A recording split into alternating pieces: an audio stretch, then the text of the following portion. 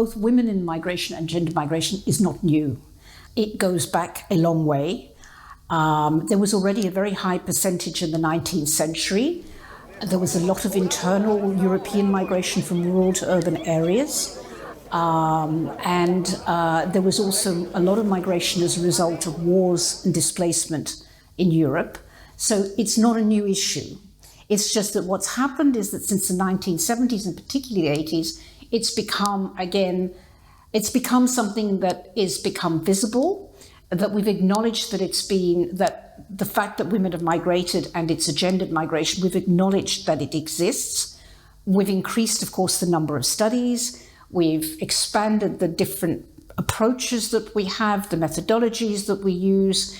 All of this has happened really, I would say, since the late 70s, early 80s.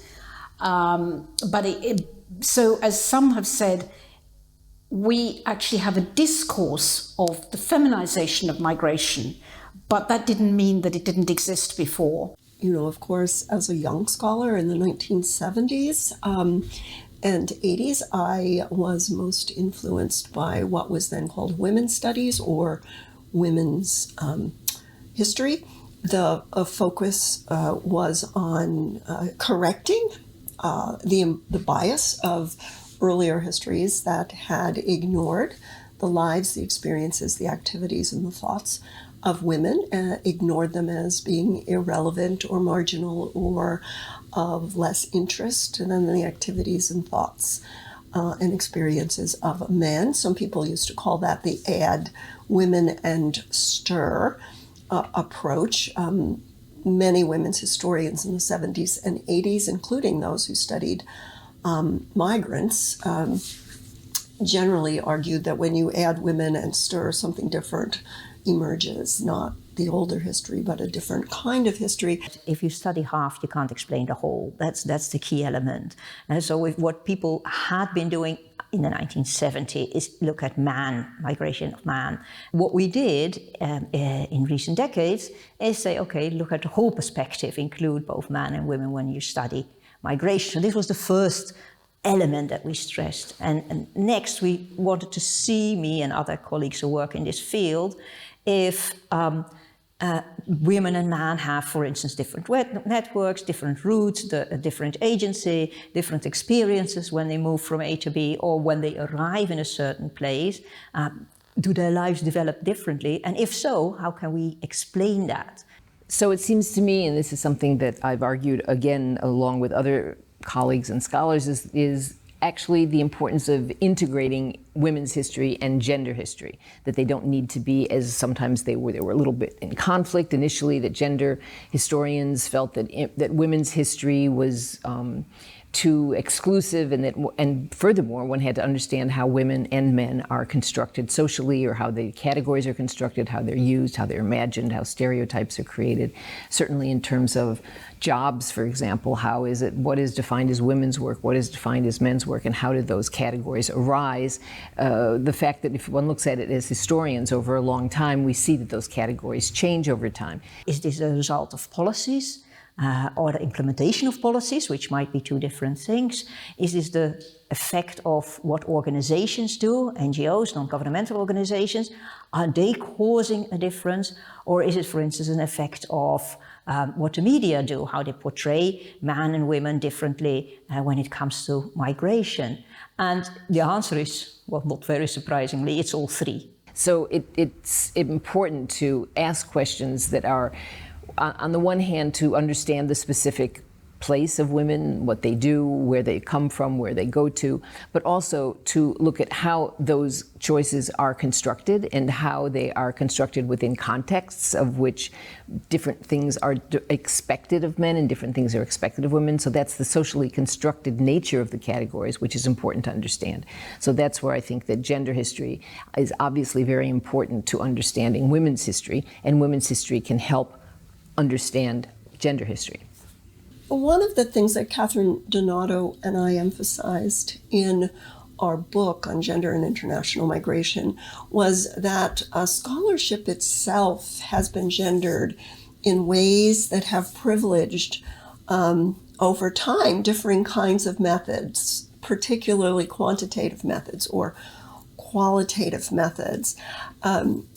Many of the early scholars who worked with quantitative methods to study the migration of women and the gendering of a migration were themselves women, and they were statisticians, and they really argued and fought very hard to make sure, or to try to encourage nation states around the world to actually record what we would call the sex of migrants, so that we could look at relationships between men and women through, if nothing else, the so-called gender balance or sex ratio in any given migration. Over time, ironically, as women's studies developed into gender studies, that method and that association of women scholars with quantitative analysis literally disappeared, and to some degree was reversed, so that almost all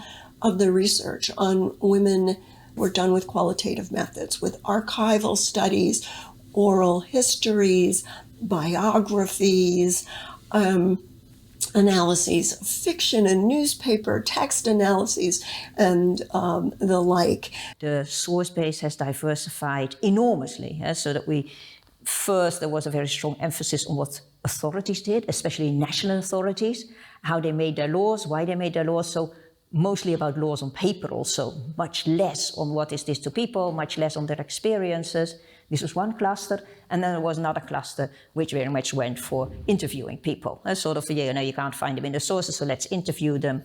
And now we start to fill up the gap between those two. I think we have made great progress in finding sources and exploring sources and seeing the value of sources when it comes to gender and migration, but then also being able to compare much more men and women on the move. So I think that obviously we need more work from the Global South, and I think that that's extremely important. But there are scholars in the Global South who have noted and complained that they are not listened to. And Tania Perez Bustos, a Colombian scholar, once remarked that it's not a question of language, it's a question of hearing, and whether or not the research which is being done in the South is being read in the North. And even within the North, there are disparities between what is being researched and read and cited between the United States and France, for example. And what we've done is that the North is the site of theory, and the South is where we get our empirical evidence.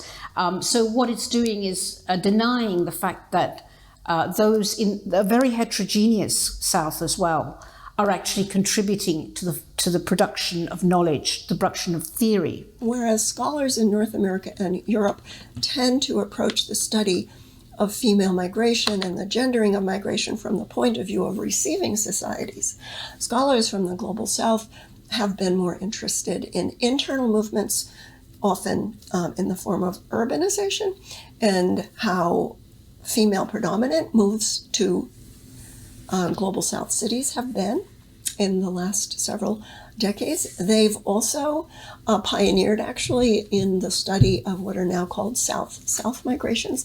What you do see is, for instance, when it comes to people who study migrations in Africa, is that they say, look, we don't want to call it migration. And I was in the first instance, I was very surprised about this. Why would you not call it migration? What's wrong with the word migration? And what they say is, look, people are crossing borders, state borders, but these are state borders which largely have been created by the colonizers and which are not relevant to their experiences. So they don't care really very much about a border which has been drawn in 1880 in Germany, cutting across territories which they see as one territory. So they said, okay, rather we use the word mobility instead of migration. And when you first hear that, you think, well, it's the same to me. It sounds the same to me. Migration, mobility, there's not much difference. But when you start thinking about it, you say, okay, yeah, no, there is a reason for using mobility over migration. So that's one element. Well, I think that the future of research on women, on gender, it's like any field. It's something that is in movement. So the historiography changes every decade or so, from looking first at men, discovering women, raising questions about gender, now working on questions about sexuality. looking at intersectionality, and what is sometimes a bit frustrating is, of course, how these things change, and then people kind of get on one bandwagon or another, but with reason, because there are new questions that are raised each time. That being said, that each time, sometimes there are people who say, well, this is, the end all to doing research, and that we have to work, in this way, and then kind of forget what came before. I'm for a rather ecumenical approach. I think one can combine things and talk about men, women, gender, sexuality, intersectionality, looking at race, gender, migration. But I think that the future, we don't know in a way, because every decade or so there's a new approach. Someone comes up with a new idea, and that I think is stimulating, and that's the creative aspect of doing research. So I think one of the challenges we see is to keep some of the good things from the work that we've been doing in the past, definitely. And the other challenge is to move away from the victimhood perspective, to make sure that you don't present everything as a risk or everything as a crisis. There's a lot of crisis literature. So if you look at migration literature, people talk about the refugee crisis and the migration crisis as if it's something to be solved, as if it's something temporary. And so they go, oh, we have a migration crisis. We have a migration crisis every 5 years. So why talk about it as if it's a crisis? Because the crisis sounds as if something that should be solved and which will go away. It's just migration, or it's refugee migration if you want. Don't talk about streams all the time, migration streams. It's just migrations. Why the word stream has to be added to the word migrations? It also presents migrations as a threat. As if we are going to be flooded, as Europe, for instance, by the migration streams coming from Africa. That is a nonsense metaphor to use. You can say there's large numbers of migrants coming, but don't talk in water language when you talk about migration. So that's also a challenge I see.